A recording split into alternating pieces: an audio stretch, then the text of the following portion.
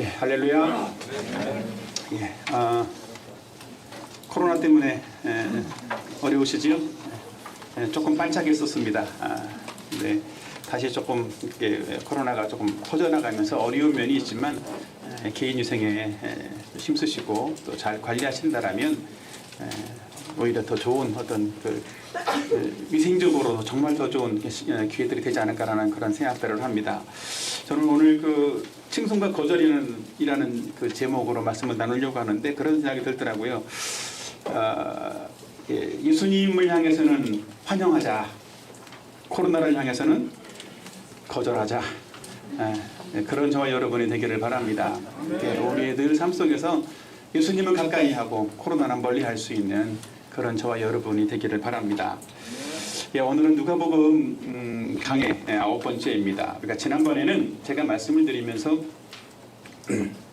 사탄의 유혹을 이기려면 이라는 그런 제목으로 말씀을 드렸었습니다. 특별히 사탄의 유혹을 이기려면 성령의 충만함과 인도를 받아야 된다라는 사실들을 말씀드렸고, 또 예수님처럼 유혹의 실체가 무엇인지를 정확하게 또 분명하게 알고 또 이겨야 된다는 사실들을 말씀드렸습니다. 또 하나는 말씀의 능력을 믿고 확신함으로써 사탄의 모든 시험을 이겨야 된다는 사실들을 제가 말씀드렸는데, 오늘은 예수님의 그 시험 이후에 어떤 이렇게 갈릴리에서 사역을 시작하셨던 어떤 모습들을 나누면서 칭송과 거절이라고 하는 그런 제목으로 말씀을 나누려고 합니다. 이 칭송받는다라는 것은 칭찬과 환영을 받는다라는 것입니다. 그리고 거절받는다라는 것은 반대와 배척을 받는다라는 의미이겠죠. 이 반대가 되는 두 가지의 상황을 예수님은 사역을 시작하시면서 처음부터 겪으셨다라고 하는 것입니다. 예수님은 사역을 시작하시면서 사람들로부터 칭찬과 환영을 받기도 했지만 반대와 거절을 당하시기도 했다라는 것이지요. 우리의 삶을 좀 돌아보면 우리의 삶도 그런 것 같습니다. 늘 어떤 새로운 일을 시작할 때마다 어떤 거절이나 또 환영을 받는 그런 경우들이 있는 것 같습니다. 학생들은 시험을 보면 학교에 들어갈 때 어때요? 어떤 사람들은 합격을 해서 환영을 받는 사람도 있습니다. 또 어떤 사람들은 거절을 당하기도 하죠. 우리 학교는 안 됩니다. 이렇게 또 학교를 졸업하고도 취업을 하려면 어때요? 열심히 준비를 하지만 나는 충분히 갈 수 있어 그러는데도 그 직장에서 당신은 좀 어렵습니다 이렇게 말하기도 하지만, 또 어떤 사람들은 어서 오십시오 그러는 사람들도 있기도 합니다. 그러니까 늘 우리의 삶에서도 어떤 부분들은 늘 거절만 당하지는 않습니다. 그리고 어떤 사람들은 늘 환영만 당하지도 않는 것 같아요. 근데 우리가 거절도 당하고 환영도 당하지만 사실은 우리가 당하는 거절들은 아주 일부분이라고 하는 겁니다. 하나님의 자녀이기 때문에 많은 부분에서는 우리가 환영을 받고 있고 하나님이 우리를 도와주시기 때문에 실제로는 우리의 삶이 하나님의 그 은혜 가운데 하나님의 인도함 가운데에 어떤 풍성한 결과들로 가고 있는 중에 있다라고 하는 것이지요. 실제로 예수님도 보면 예수님은 사역을 처음 시작하시면서 칭송도 받았고 거절도 받지 않았습니까? 그런데 예수님은 사역을 처음 시작하실 때 칭송을 받을 때에도 능력 있게 자기 사역을 잘 감당하셨고, 또 거절을 받을 때에도 낙심하거나 포기하지 않고 오히려 거절을 극복하심으로써 자기에게 맡겨진 그 사명들을 잘 감당하셨다라고 하는 것입니다. 혹시 지금 여러분은 여러분의 삶 속에서 혹시 칭송을 받고 있습니까? 환영을 받고 있습니까? 아니면 거절을 받고 있습니까? 어떤 뭔가가 있을지 모르겠습니다. 혹시 여러분이 거절을 당하고 있다면 예수님이 칭송과 거절 가운데서도 능히 그 거절들을 다 이기고 사역을 잘 감당할 수 있었던 것처럼 그런 예수님의 모습을 우리가 잘 본받음으로써 저와 여러분의 생애가 환영받고 또 하나님의 영광을 드러낼 수 있는 그런 생애가 되었으면 좋겠습니다. 저는 오늘 이 칭송과 거절이라는 이런 제목으로 말씀을 드리면서 세 가지 말씀들을 좀 드리려고 합니다. 첫 번째로는 예수님의 사역은 성령의 능력으로 말미암아서 성령의 능력 때문에 칭송을 받으셨다라는 사실들을 말씀드리고 싶고요. 또 하나는 예수님의 사역은 거절받기도 했다라는 사실들에 대해서 말씀을 드리려고 합니다. 또 하나는 예수님의 사역은 거절 속에서도 좌절되지 않았다는 사실들을 말씀드리려고 합니다. 이 말씀들을 잘 들으신다면 저와 여러분의 삶 속에서 주어져 있는 여러 가지 삶의 환경들 속에서도 우리에게 주어져 있는 일들을 또 능력 있게 감당하기도 하고 또 하나님이 기뻐하시는 그런 좋은 열매들을 맺을 수 있는 그런 삶이 될 줄로 믿습니다. 예, 첫 번째 말씀입니다. 예수님의 사역은 어떻게 시작되었는가? 첫 번째 대지는 성령의 능력 때문에 칭송받으신 예수님이라고 하는 것입니다. 예수님의 사역은 성령의 능력으로 시작되었기 때문에 칭송을 받으셨다라고 하는 것입니다. 첫 번째로 예수님은 성령의 능력으로 갈릴리로 돌아가셨습니다. 오늘 본문을 다 같이 읽었으면 좋겠는데요. 누가복음 4장 14절 말씀을 같이 한번 보도록 할까요? 시작. 예수께서 성령의 능력으로 갈릴리에 돌아가시니. 예, 여기 보면 본문은 예수님이 사탄의 시험 이후에 성령의 능력으로 갈릴리에 돌아가셨다라고 말씀을 하고 있습니다. 예수님은 공생애를 시작하시면서 처음부터 성령의 도우심과 능력을 힘입어서 갈릴리에서 사역을 시작하셨다라고 하는 것이지요. 자, 그렇다면 예수님이 성령의 능력으로 돌아가신 이 갈릴리가 어떤 지역인지 같이 몇 가지 제가 살펴보기를 원합니다. 갈릴리 지역은 흔히 갈릴리 호수 서편 지역을 의미합니다. 예수님이 오시기 전까지 수백 년 동안 이 갈릴리 지역은 이방 민족에 의해서 둘러싸여져 있는 그런 곳이었고, 실제로 이방 민족 아수르 군대가 이스라엘을 침략해 들어온다라면 가장 먼저 접할 수 있는, 가장 먼저 들어오는 길목이 되는 곳이 바로 이 갈릴리 지역입니다. 그래서 이 갈릴리 지역은 이방인들로부터 수탈과 어떤 공격을 참 많이 받아왔고, 또 많은 갈릴리 사람들이 이방인에게 붙잡혀 가서 포로로 가기도 하는 그런 일들이 많이 일어났고, 실제로는 이방인들과 갈릴리 사람들이 그 갈릴리에서 함께 뒤엉켜서 살아가기도 했던 그런 곳이라고 합니다. 그렇기 때문에 이곳은 어쩌면 이스라엘 땅임에도 불구하고 가장 이스라엘답지 않은 땅이다라고 말할 수도 있을 것 같습니다. 그래서 성경에서는 이곳을 이방의 갈릴리다 이렇게 표현하기도 합니다. 유대의 땅이기도 하면서 유대 땅이면서도 마치 이방 땅과 같다라고 말을 한다라는 것이지요. 그래서 이 갈릴리 지역에 있는 사람들은 이방인들의 영향을 참 많이 받아왔다라고 합니다. 많은 경우에 이 갈릴리 사람들은 개방과 어떤 변화를 좋아하는 사람들이었고, 또 혁신, 혁명을 좋아하는 그런 성향을 띠기도 했다라고 합니다. 그리고 이 사람들이 기대하는 것이 있었었는데, 로마를 정복시킬 수 있는 위대한 메시아가 왔으면 좋겠다라고 하는 어떤 그런, 하도 많이 이방인들로부터 침략을 당하고 어려움을 당하다 보니까 이 우리의 어려움들을 이기게 해줄 수 있는, 제거할 수 있는 메시아가 왔으면 좋겠다라고 하는 그런 생각들을 하면서 살았다라는 것이지요. 근데 그런 환경에서 예수님이 성령의 능력으로 등장했습니다. 이 사람들에게 어땠을까요? 야, 드디어 뭔가 이제 우리를 새롭게 해줄 수 있는 메시아가 왔구나라고 생각을 했을 거라는 것이지요. 그래서 예수님에 대한 소문이 온 갈릴리에 순식간에 확 퍼져나갔다라고 하는 것입니다. 또한 이 갈릴리는 정통 유대인들에게는 전혀 주목받지 못하는 그런 땅이었습니다. 버림받은 땅이라고도 볼 수 있고 저주받은 땅이라고도 볼 수 있습니다. 근데 참 놀라운 것은 예수님이 이렇게 버림받고 저주받은 땅과 같은 이 갈릴리에서 사역을 시작하셨다는 거예요. 마치 자기 자신이 메시아인 것을 드러내기에 가장 좋은 것 같은 어떤 대도시 예루살렘을 중심으로 사역하지 않고 이렇게 변두리 시골에서, 저주의 땅에서 사역을 시작하셨다라고 하는 것입니다. 이 사실을 보면 예수님이 갈릴리 지역을 통해서 정말 버림받고 저주받은 그런 사람들에게 가셨던 것처럼 예수님은 지금도 평범하고 또 뛰어나지 않은 저와 여러분에게 찾아오시는 줄로 믿습니다.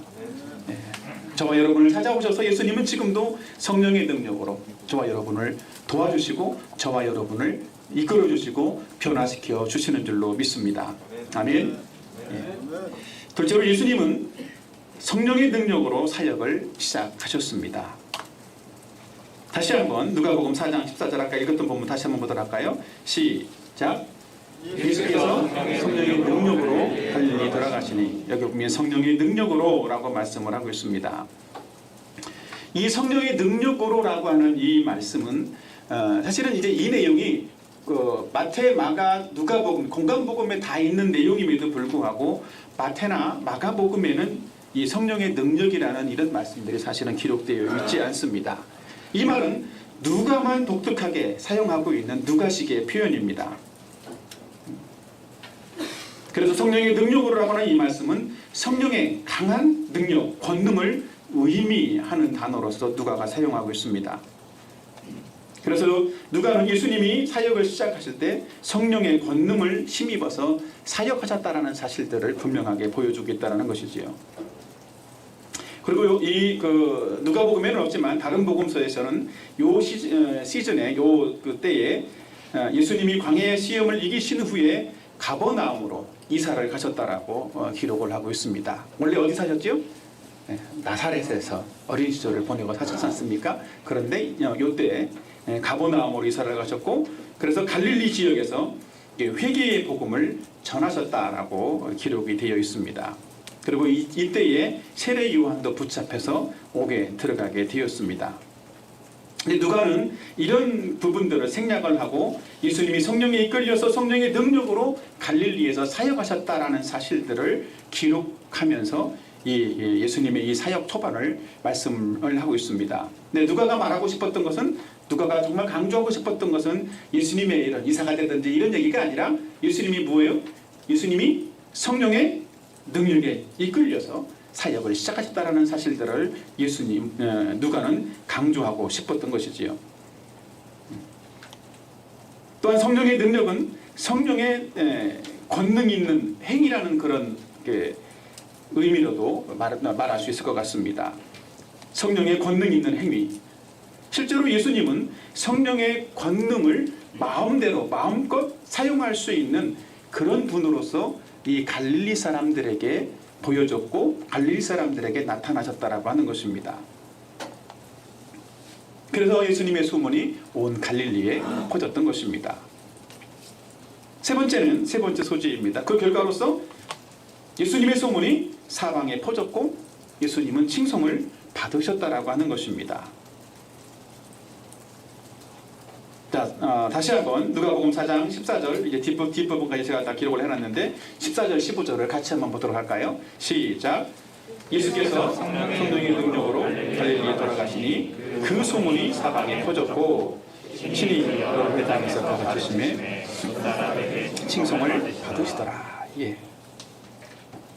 예수님이 성령의 능력으로 사역을 시작하신 결과로 그 소문이 온 갈릴리에 퍼졌고 예수님이 회당에서 가르치실 때에 예수님의 말씀을 듣던 많은 사람들에게 예수님은 칭송을 받으셨다라는 것입니다. 이 칭송은 통상적으로 하나님을 향해 드리는 영광을 의미하는 것입니다. 많은 부분에서 이 칭송이라는 단어를 쓸 때 하나님께 드리는 영광 이렇게 표현할 때 쓰는 단어인데 여기서는 그냥 그런 부분들도 있기도 하지만 칭찬했다라는 의미로 생각을 하면 좋을 것 같습니다. 실제로 예수님은 이 본문에 뒤이어 나오는 이 가버나움에서 귀신을 쫓아내는 그런 일들을 하실 때 성령의 능력으로 귀신을 쫓아내었다라고 말씀을 함으로써 또 사람들에게 칭송을 받았다라고 기록을 하고 있습니다. 누가복음 4장 36절도 한번 같이 한번 보도록 할까요? 시작. 이 어떠한 말씀이고 권능과 능력으로 더러운 귀신을 예수님이 말씀했을 때 예수님의 그 말씀에는 권위와 능력이 있었다라는 것이지요. 그래서 귀신이 떠나갔다라고 하는 것입니다. 예수님의 이 말씀 때문에 사람들은 놀랐고 사람들은 예수님 말씀 때문에 주목했고 예수님을 칭송했다라고 하는 것입니다. 사랑하는 여러분, 예수님의 성령의 능력으로 가장 종교적이지 않고 가장 이방인적이었고 또 어쩌면 버림받은 그런 갈릴리에서 사역을 시작했다는 사실들을 제가 말씀드렸습니다. 그런데 예수님은 성령의 능력으로 오히려 그런 버림받은 그런 땅에서도 칭송을 받는 그런 사역을 시작하실 수가 있었습니다. 저와 여러분도 예수님을 믿고 칭송하는 사람이 될 뿐만 아니라 저와 여러분이 성령의 능력을 힘입고 성령의 인도하심을 받는 그런 삶을 살게 된다면 저와 여러분의 삶도 저와 여러분의 삶의 현장 속에서 환영받고 칭찬받는 그런 여러분의 삶이 될 줄로 믿습니다. 네, 이 말씀을 같이 한번 묵상하고 우리의 삶에 적용해 보도록 하겠습니다. 첫째로 우리도 성령의 능력과 인도를 따라야 한다는 것입니다. 예수님이 성령의 능력과 인도를 따라서 갈릴리 사역을 시작하셨던 것처럼 우리도 성령의 능력과 성령의 인도하심을 받는 그런 삶을 살아야만 한다라고 하는 것입니다. 우리는 예수님을 믿음으로써 성령의 세례를 받았고 또 성령의 능력과 인도함을 받는 그런 사람이 되었습니다. 때로는 우리의 힘이 연약하고 또 우리는 육신적인 어떤 생각들을 하면서 살 때도 있기는 하지만 매일의 삶 속에서 성령의 능력과 인도함을 받는 그런 사람이 되어야 하는 것입니다. 그렇게 될 때 우리는 성령의 생각을 받아들이게 되고 육신적인 생각이 점차 줄어들게 되고 모든 삶에서 성령의 능력과 또 인도함을 따라서 좋은 결과를 내고 열매 맺는 그런 삶을 살아가게 될 줄로 믿습니다. 둘째로 우리는 불가능해 보이는 환경 속에서도 성령의 역사를 기대해야만 합니다. 이 말은 무슨 말이냐면 예수님이 성령의 능력으로 가장 종교적이지 않고 가장 영적인 어떤 반응이 없을 것 같은 그런 갈릴리에서 사역을 시작하시면서 칭송을 받았던 것처럼 우리는 불가능해 보이는 환경들 속에서도 성령의 능력을 의지하고 기대해야만 한다는 것입니다. 그러면 우리는 일시적으로 이해하기 어려운 어떤 어려움들을 당할 수도 있지만 결국은 칭송받는 환영받는 그런 사람들이 될 수 있다는 것입니다. 저는 사람들을 만나면서 몇몇 사람들에게 그런 얘기들을 좀 듣기도 합니다. 목사님, 저는 성경을 잘 모르고 영적인 준비가 안 돼 있어서 예수님을 믿을 수가 없어요. 이렇게 말하는 사람들이 종종 있습니다. 영적인 준비가 안 돼 있어서 예수님을 못 믿다니요. 이런 생각들을 하게 되죠. 근데 이런 말들은 성령의 능력을 믿는 태도가 아닌 것입니다. 뭔가 자기 자신이 뭔가를 잘 준비해서 뭔가 열심히 해서 예수를 믿어야지 하는 그런 어떤 마음이라는 것입니다. 그러니까 그것은 자기 의존적인 태도라고 말할 수 있겠죠. 그러나 우리는 누구든지 구원받기를 원하는 사람들은 그래서 하나님께 나가는 사람이라면 결코 내어쫓지 않는 그 성령을 의지해야만 하는 것입니다. 그래야 구원의 축복과 풍성함을 받아 누릴 수 있는 그런 사람이 되는 줄로 믿습니다. 또 어떤 사람들은 이런 말을 하기도 합니다. 저는 영적으로 성숙하지도 않고 또 주변 사람들에게 거절당할까 봐서 제가 예수 믿는 것을 주변 사람들에게 말도 못하고 살아요. 이런 사람도 있습니다. 여러분 어떻습니까? 여러분도 그런가요? 실은 이런 어떤 모습들을 보면 실제로는 우리 자신의 모습만 보면 어때요? 거절당할 것 같고 불안하고 두렵고 그런 마음들이 있을 수 있습니다. 그러나 우리가 우리의 모습을 보지 않고 우리를 도와주시는 그 성령의 능력을 바라보고 믿는다라면 성령께서 우리의 불가능해 보이는 환경들, 우리의 불가능해 보이는 미숙해 보이는 그런 모습들까지라도 성령께서 사용하셔서 오히려 우리가 믿는 그 예수 그리스도를 간증할 때 내 삶이 좋아서 예수님을 믿는 것이 아니라 내 안에 계신 예수님 때문에 내가 말하는 예수님에 대해서 사람들이 듣고 좋아하고 기뻐하고 그래서 예수님을 믿는 그런 결과들이 나온다라고 하는 것입니다. 사랑하는 여러분, 우리는 이 불가능해 보이는 우리의 모습들, 우리의 연약한 모습이나 또 믿지 않으려고 하는 어떤 다른 사람들의 모습을 보지 않았으면 좋겠습니다. 오히려 성령의 능력을 의지하고 성령의 역사를 바라보고 기대하는 저와 여러분이 되기를 바랍니다. 우리가 성령의 능력을 의지해서 살아간다라면 우리의 삶 속에서 하나님 주시는 구원의 복과 놀라운 축복들을 다 받아 누릴 수 있는 그런 생애가 될 줄로 믿습니다. 더 나아가서 우리는 이 성령의 능력으로 말미암아 우리 자신이 믿는 그 예수 그리스도를 우리가 만나는 사람들에게 증거할 때마다 우리가 말하는 우리의 증거를 듣는 모든 사람들이 다 예수님을 믿겠다라고 하고 구원받는 그런 놀라운 결과들을 보게 될 줄로 믿습니다. 그래서 저와 여러분의 모든 생애가 정말 이 성령의 능력과 도우심으로 말미암아서 가는 곳마다 또 환영받고 또 칭송받고 또 풍성한 열매를 맺어가는 그런 저와 여러분의 생애가 되기를 예수님의 이름으로 축원합니다. 예, 저는 앞에서 첫 번째 대지에서 성령의 능력으로 예수님의 사역은 시작되었고 또 칭송을 받았다라는 사실들을 말씀드렸습니다. 두 번째 대지입니다. 두 번째는 거절당하신 예수님입니다. 예수님은 갈릴리 사역을 시작하시면서 칭송을 받기도 하셨지만 고향에서는 이 사람들의 육신적인 생각 때문에 거절을 받으셨다라고 하는 그런 내용입니다. 첫 번째 소지입니다. 사람들은 예수님을 요셉의 아들로만 생각했기 때문에 거절했다라는 것입니다. 예수님은 갈릴리에서 사역을 시작하시면서 갈릴리 호수 서남쪽에 위치한 나사렛에 가셨습니다. 여기도 사실은 갈릴리 지역이라고 말할 수 있는 곳이지요. 이곳은 예수님이 자라나신 곳이었습니다. 마을 사람들이 예수님에 대해서 너무나 잘 알고 있는 그런 곳이지요. 예수님이 어릴 때부터 예수님이 자라오는 것들을 보았으니까요.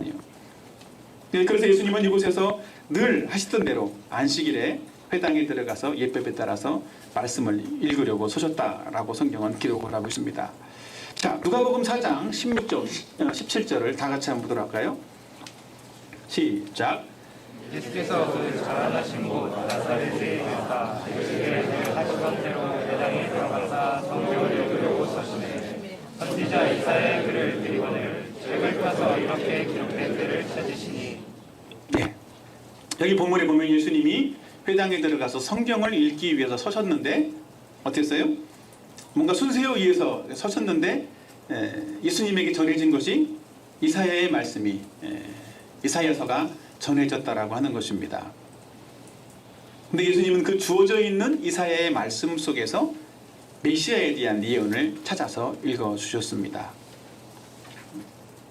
이어지는 18절, 19절도 같이 한번 보도록 할까요? 시작. 주의 성령이 내게 임하셨으니 이제는 가난한 자에게 복음을 전하게 하시려고 내게 기름을 부으시고 나를 보내사 포로된 자에게 자유를, 눈먼 자에게 다시 보게 함을 전파하며 눌린 자를 자유롭게 하고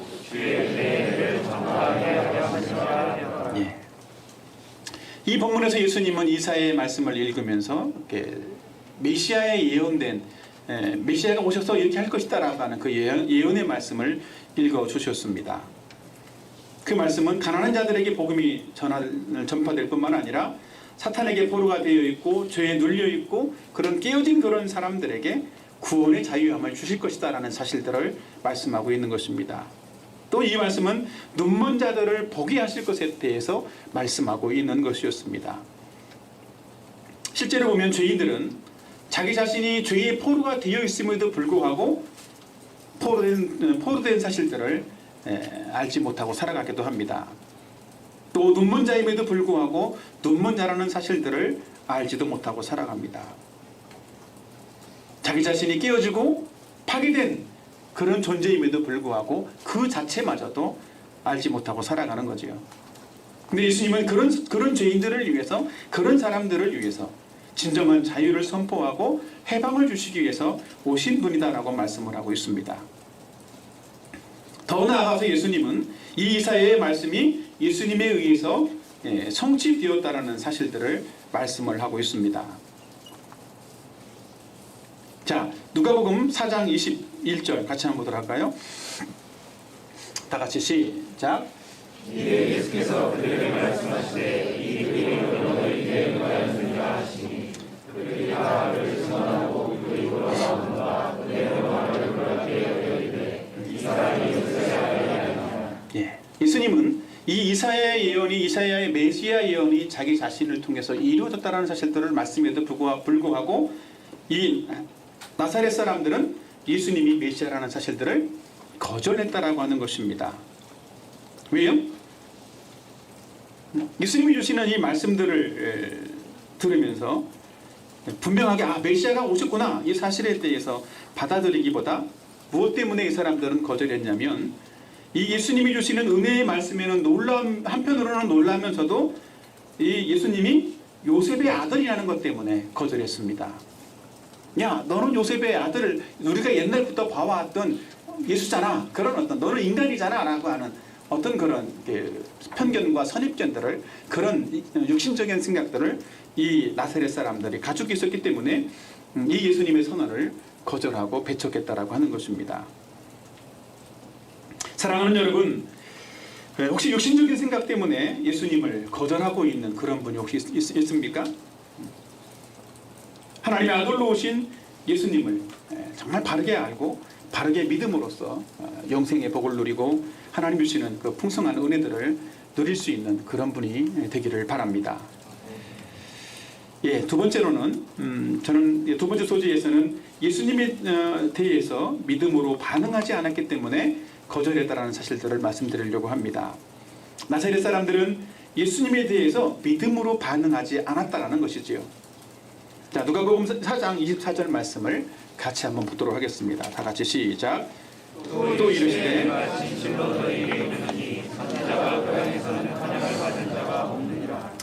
나사렛 사람들이 예수님을 거절했을 때 예수님은 그 거절의 모습들을 보고 한마디로 일축해서 말씀하셨습니다. 선지자가 고향에서는 환영을 받는 자가 없었느니라. 결국은 예수님은 이 말씀을 하심으로써 나사렛 사람들이 얼마나 어리석은 사람들이었는지를 지적하고 있는 것입니다. 나사렛 사람들이 그랬던 것처럼 이 구약 말씀에서도 선지자들을 배척했던 그런 모습들을 예수님이 두 가지의 실례를 들어서 말씀을 하고 있습니다. 첫째로는 엘리야 시대에 대해서 말씀을 하고 있습니다. 엘리야 시대에는 사렙다 과부만 믿음으로 반응했다라고 하는 것이지요. 자, 누가복음 4장 26절 같이 한번 보도록 할까요? 시작. 내가 참으로 너에게 이르노니 엘리야 시대에 하늘이 반면 6개월간 닫히어 온 땅에 큰 훈련이 들었을 때에 이스라엘에 한 과부가 있었을 때 엘리야가 그중 하나님에게로 보내심을 받지 않고 오직 시돈성에 있는 사렙다의 한 과부에게 뿐이었으며. 이 말씀은 엘리야 시대에 이스라엘이 하나님 앞에서 악을 행함으로써 또 바알을 섬겼던 그런 일들이 있었습니다. 그래서 3년 6개월 동안 비가 오지 않고 가뭄에 또 흉년에 시달려야 됐던 그런 때가 있었는데 그때 엘리야는 이스라엘 중에도 많은 과부가 있었지만 이 시돈 지역에 있는 사렙다 과부, 그러니까 사르밧 과부라고도 알고 있죠. 구약에서는 그렇게 표현되어 있는데 이 과부에게 가서 떡 한 조각을 가져오라고 그렇게 말했습니다. 근데 사실은 그 여인도 그 과부도 가난했고 그 흉년 때문에 어려운 상황이었기 때문에 남아 있는 것은 통에 한 움큼의 가루가 있었었고 병에 조금의 어떤 기름이 들어 있어서 그걸로 뭔가 이렇게 반죽을 해서 떡을 만들어서 뭔가 먹고 굶어 죽어야 되겠구나 그런 생각들을 하고 있던 때였다라는 것이지요. 근데 자기들 먹기도 없는 부족한데 이 엘리야가 와가지고 그걸 가져다가 떡을 좀 만들어 와라 이랬으니 얼마나 황당했겠습니까? 벼룩에 간을 빼드시지요. 뭐 그랬을지 모르겠습니다. 근데 그 여인은 그렇게 생각하지 않고 오히려 떡을 만들어서 이 엘리야를 섬겼다라고 하는 것입니다. 근데 그 결과로 어떻게 되었냐면 가뭄이 끝나는 날까지 그 여인의 통에는 가루가 떨어지지 않았고 그 기름병에는 기름이 떨어지지 않아서 매일매일 다른 사람들은 다 굶고 있는데 그 집안에서만 풍족하게 먹고 잘 살 수 있었다라고 하는 것입니다. 한 사람을 믿음으로 섬겼던 어떤 모습을 보여주고 있습니다. 둘째로는 엘리사 시대의 이야기들을 하고 있는데 엘리사 시대의 수리아 사람 나만의 믿음을 예수님은 말씀했습니다. 나만 한 사람만이 믿음으로 반응했다라고 말씀을 하고 있습니다. 이어지는 말씀 누가복음 4장 27절 한번 같이 한번 보도록 하겠습니다. 시작. 또 선지자 엘리사 때에 사람도 깨끗함을 얻지 못하고 오직 수리한 사람만 예. 여기도 보면 이 엘리야의 제자였던 엘리사 시대에도 이 비슷한 일이 일어났다라고 하는 것입니다.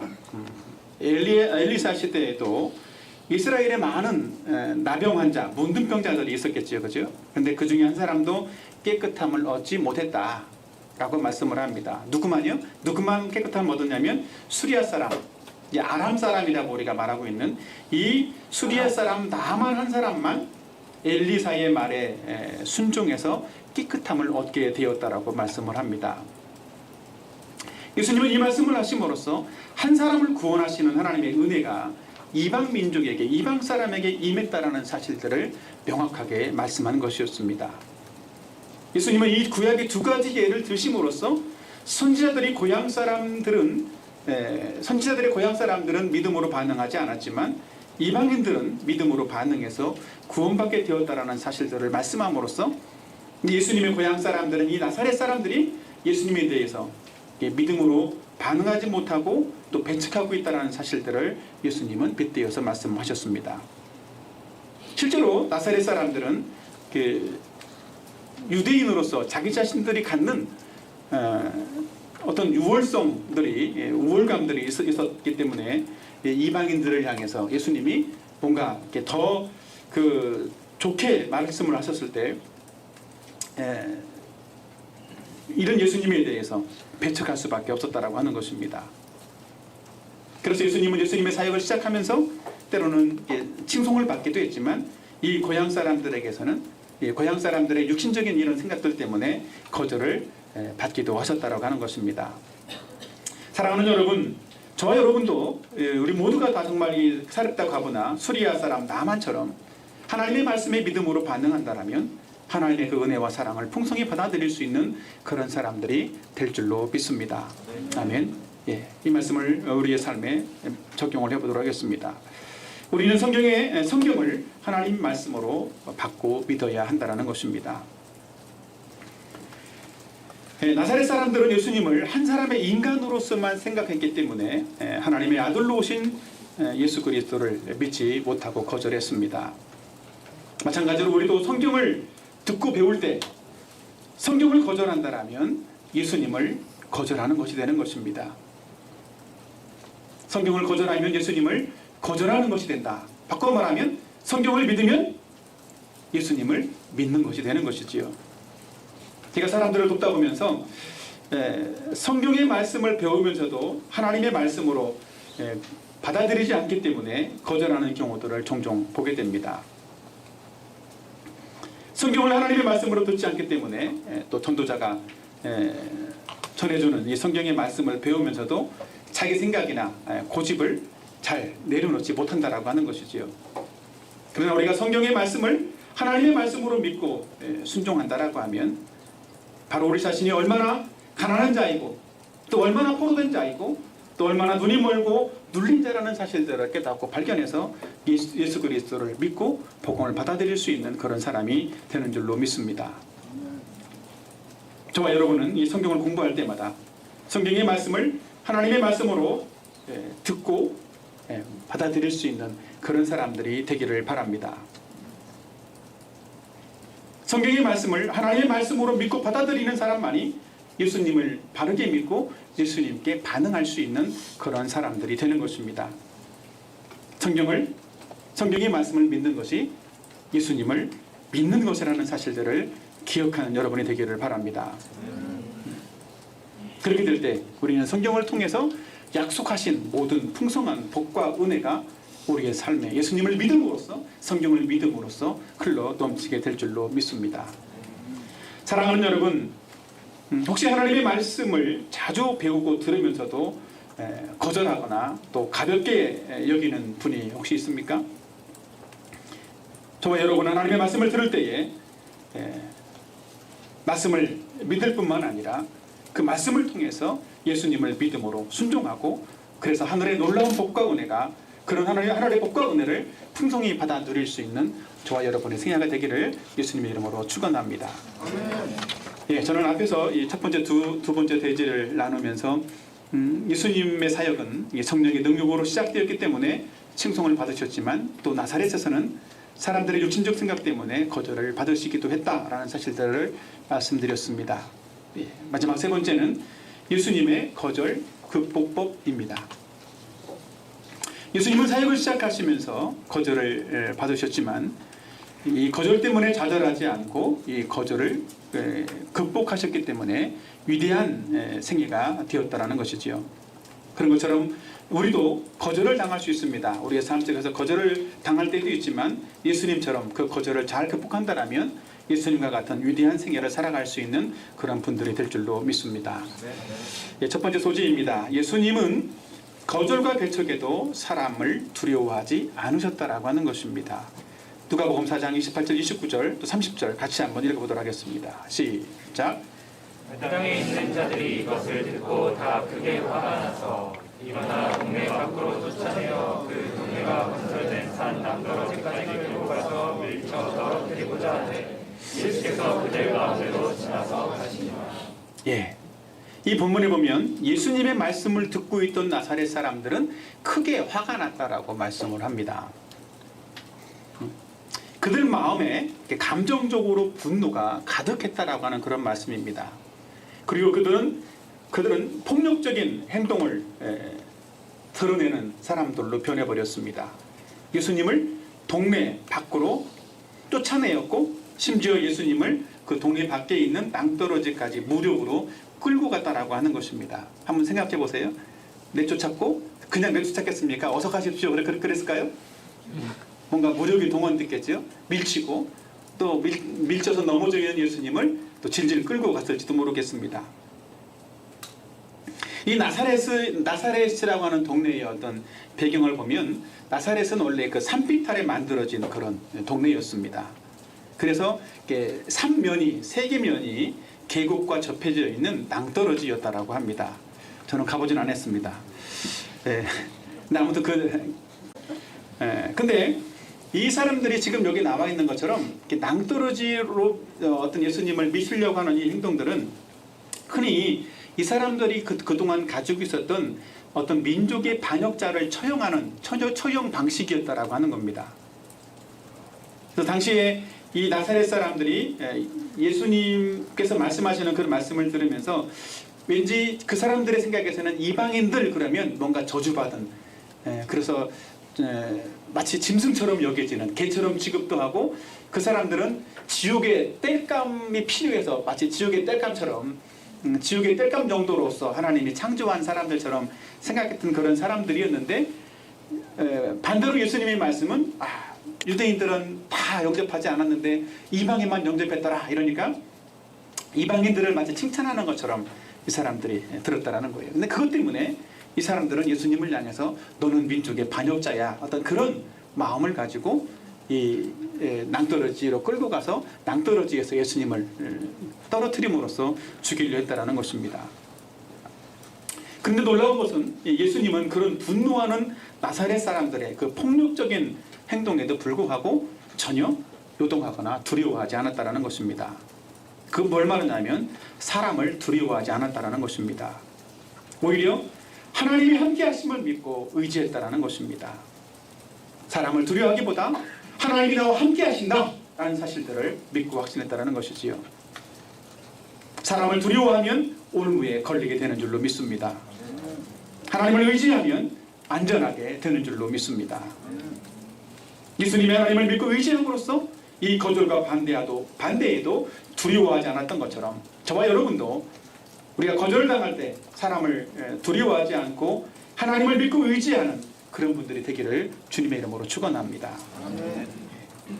두 번째 소지입니다. 예수님은 약속을 믿고 권위와 위험 있는 태도로 담대하셨다라는 것이지요. 자, 누가복음 4장 30절 말씀입니다. 다 같이 한번 보도록 할까요? 누가복음 4장 30절 시작. 예수께서 그들 가운데로 지나서 가시니라. 예수님께서는 그들 가운데로 지나서 가셨다라고 말씀하고 있습니다. 놀랍지 않습니까? 예수님은 살인적인 태도를 보이고 있는 이 성난 나사렛 사람들 가운데로 지나가셨다라고 말씀을 하고 있습니다. 어떻게 그것이 가능했을까요? 지금 예수님을 죽이려고 예수님을 끌고 왔던 그 사람들은 자기들 속으로 지나가고 있는 그 예수님을 보면서 왜 멀뚱멀뚱 보고만 있었을까요? 이해가 됩니까? 갑자기 홍해가 갈라지는 것처럼 막 길이 열려질까요? 예수님은 자기를 죽이려고 하는 그런 사람들 앞에서 하나님의 아들로서 가지신 신적인 권위와 유효모로서 그들을 무력화시키시고 그들 사이를 지나가셨다는 것입니다. 예수님은 생명을 위협하는 이 성난 사람들 속을 뚫고 자신이 가야 할 길을 가셨다라고 하는 것이지요. 본문에 나와 있는 가시니라 지나서 가시니라, 이 가시니라라고 하는 이 번역된 이 말의 의미를 조금 더 살펴보면 가고자 하는 길을 계속 가다라고 하는 그런 의미입니다. 가고자 하는 길을 계속 가다. 뭔가 의도가 있지 않습니까? 가려고 하는 원래 그 길이 있다라는 거예요. 그죠? 예수님이 가고자 했던 길, 그 길은 무슨 길일까요? 예수님은 십자가의 대속을 이루고 죄인을 구원해서 정말 참된 자유와 영생을 얻게 하는 그런 것이었습니다. 그래서 예수님은 이 생명의 위협 속에서도 본인이 나사렛 회당에서 읽으셨던 이 메시아의 예언을, 이사야의 그 예언을 기억했던 것입니다. 그래서 하나님이 자기 자신에게 맡기신 이 사명을 온전히 이루기 위해서 자기 자신이 가려는 그 길을 계속해서 가셨다는 것이지요. 그래서 예수님의 사역은 이 사람들의 반대와 거절 속에서도 좌절되지 않고 지속해서 가시려는 그 길을 가셨다라고 누가는 기록하고 있는 것입니다. 사랑하는 여러분, 예수님을 믿는 것 때문에 거절당하고 또 두려움을 주는 환경들, 그런 환경들을 경험해 본 적이 있으신가요? 혹시 지금 여러분의 삶이 그런 삶을 살고 있는 분도 있을지도 모르겠습니다. 그런 사람들이라면 예수님께서 배척과 반대에도 이 하나님의 말씀을 믿고 자기 자신이 가고자 하는 그 길들을 계속하셨던 것처럼 저와 여러분도 하나님의 약속을 믿고 또 주님과 복음을 위해서 수고하는 또 순종하는 그런 충성스러운 일꾼이 된다면 하나님이 주시는 은혜가 저와 여러분에게 풍성히 넘쳐날 줄로 믿습니다. 아멘. 묵상과 적용을 해보도록 하죠. 첫 번째로는 하나님의 능력을 믿고 담대해야 한다는 것입니다. 하나님과 말씀의 능력을 믿고 담대해야 된다.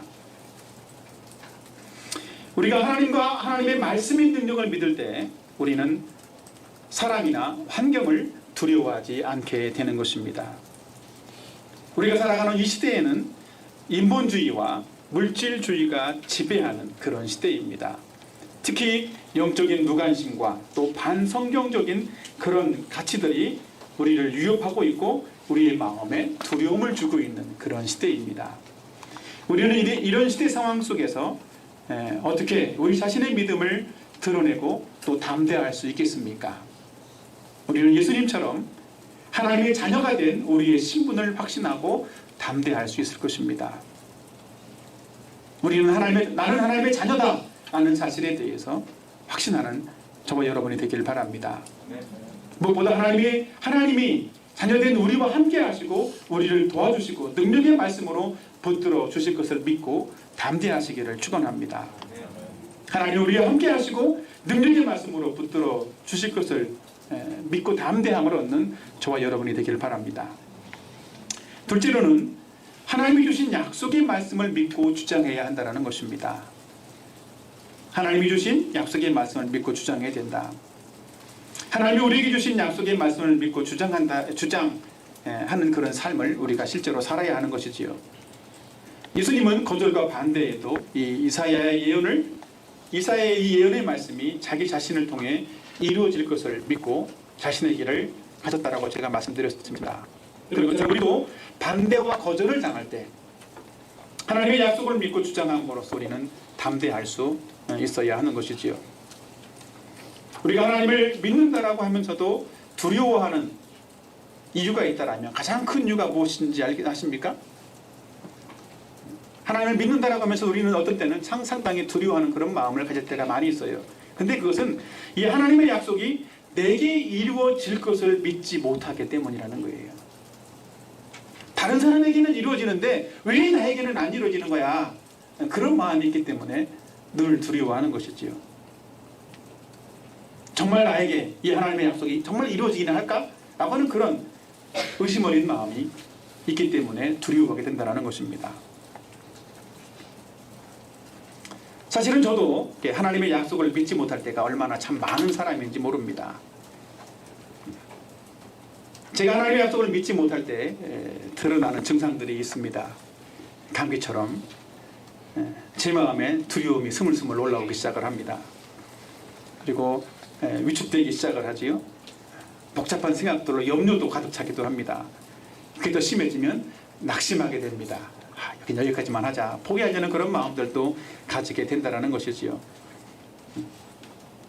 혹시 여러분 안 그러신가요? 네. 저만 그렇죠? 그럴 때 제가 주장하는 말씀들이 있습니다. 이사야서 41장 10절 말씀인데 오늘 10절부터 12절까지를 같이 한번 크게 한번 읽어보도록 하죠. 마지막 말씀이니까 같이 한번 읽어보도록 하겠습니다. 시작. 내가 너와 함께함이라 놀라지 말라. 나는 내 하나님이라. 내가 너를 굳세게 하리라. 참으로 너를 도와주리라. 참으로 나의 의로운 노릇으로 너를 붙들리라. 보라, 내게 노하던 자들이 수치와 욕을 당할 것이요 너와 다투는 자들이 아무것도 아닌 것 같이 것이며 멸망할 것이라. 내가 찾아도 너와 싸우던 자들을 만나지 못할 것이요 너를 치는 자들은 아무것도 아닌 것 같이 허무한 것 같이 되리니. 기억하십니까? 하나님이 택하시고 구원받은 자녀들은 하나님이 늘 함께 하신다는 것입니다. 그래서 굳게 하시고 도와주시고 의로운 오른손으로 붙들어 주신다는 것이지요. 그래서 우리의 대적들 앞에서 우리는 전혀 두려워하지 말고 담대해야 한다라고 말씀을 하는 것입니다. 저도 원래 성격적으로는 상당히 소심하고 두려움이 많은 그런 연약한 남자입니다. 전혀 그런 것이 안 보이시는가요? 네. 그래서 원래 저는 저랑 친하지 않은 사람들하고는 말도 섞지 않습니다. 네. 원래 그랬었어요. 그래서 그 한때 유행했던 차도남의 대표적인 원조가 접니다. 네. 그래서 많은 사람들이 저 사람하고는 뭔가 말 붙이기가 어려워 이런 어떤 생각들을 할 정도로 그랬었습니다. 근데 그렇기 때문에 전도 현장에 나가서 생판 모르는 사람들한테 전도하기가 참 힘들었습니다. 어쩌면 정말 이렇게 매일 도살장으로 끌려가는 것처럼 전도를 하면 오늘도 죽는구나, 또 이제 그런 어떤 마음들이 제 마음속에 그런 두려운 마음들이 있기도 했습니다. 근데 그럴 때마다 제가 주장했던 게 이사야 41장 10절 말씀이었습니다. 이 말씀을 주장하면서 정말 하나님께서 나를 도와주실 것에 대한 그 믿음을 갖게 되었습니다. 그리고 실제로 저를 대적하던 사람들이 수치와 욕을 당하고 도망하게 될 것을 또 믿게 되었습니다. 그래서 약속을 주장하고 기도하면서 점차 마음에 담대함이 생기게 되었습니다. 그래서 처음에는 전도하면서 덤비는 사람도 있고 거칠게 구는 사람도 있기도 했었지만 점차적으로 싸움을 걸어오는 그런 사람들이 점차 사라지기 시작을 하더라고요. 때로는 그런 사람들이 있어도 뭐 다 그런 거지 뭐 요즘은 그렇게 그냥 자연스러운 거야. 내가 만날 사람 만났어 이제 그렇게 하고 오히려 그 사람들을 향해서 반대하는 아주 안티적인 사람들을 붙잡고도 어떤 때는 1시간 2시간씩 또 이야기하고 복음도 전해주고 그렇게 합니다. 옛날 같았으면 말도 섞지 않고 꼬리를 내리고 슬그머니 도망갔겠죠, 그죠?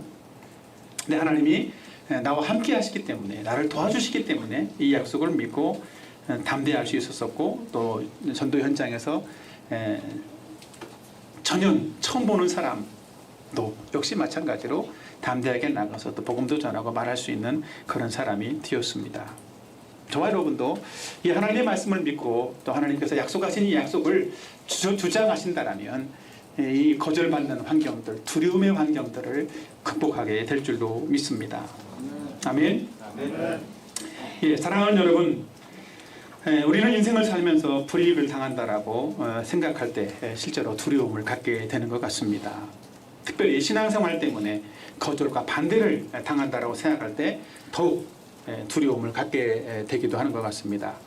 그러나 그럴 때 하나님 우리와 함께 하시고 우리를 도와주심을 믿고 담대할 수 있는 저와 여러분이 되기를 바랍니다. 사람이나 환경을 두려워하지 말고 하나님의 능력과 약속의 말씀을 믿고 주장해서 담대함을 얻는 저와 여러분이 되기를 바랍니다. 그래서 저와 여러분의 모든 생애가 일시적으로는 조금 어려움을 당할 때가 있을지라도 하나님의 도와주심으로 말미암아서 풍성한 열매를 맺고 정말 예수님처럼 위대한 생애를 살아가는 하나님의 뜻을 이루어갈 수 있는 그런 생애를 살아가는 저와 여러분이 되기를 예수님의 이름으로 축원합니다. 이 말씀을 정리하겠습니다. 오늘은 저는 칭송과 거절이라는 그런 말씀으로 말씀을 나누었습니다. 첫째로 예수님의 사역은 성령의 능력으로 시작되었기 때문에 칭송받으셨다라는 말씀을 드렸고, 둘째로는 예수님의 사역은 육신적으로 생각하는 사람들로부터 일시적인 거절을 받으셨다라는 사실들을 말씀드렸습니다. 세 번째로 예수님의 사역은 하나님과 말씀을 믿고 주장함으로써 거절에도 좌절되지 않고 극복했다라는 사실들을 말씀드렸습니다. 이 말씀이 저와 여러분의 생애에 그 놀라운 복과 은혜를 갖다 주기를 주님의 이름으로 축원합니다. 같이 기도하시겠습니다. 오늘 이 말씀을 우리가 오늘 들은 말씀들을 기억하고 또 이 말씀들처럼 우리도 어려운 환경들을 또 당할 때 하나님께서 주시는 어떤 메시지를 좀 기억했으면 좋겠습니다. 그런 어려운 환경들을 당할 때 예수님처럼 하나님을 믿고 또 말씀을 주장하고 또 그 말씀을 통해서 하나님이 내 삶 속에서 직접 도와주시고 이끌어주시고 역사하실 것을 믿음으로써 담대하고 또 하나님의 뜻을 이루어갈 수 있는 그런 생애를 살아갈 수 있도록 해달라고 같이 합심해서 기도했으면 좋겠습니다. 같이 기도하겠습니다.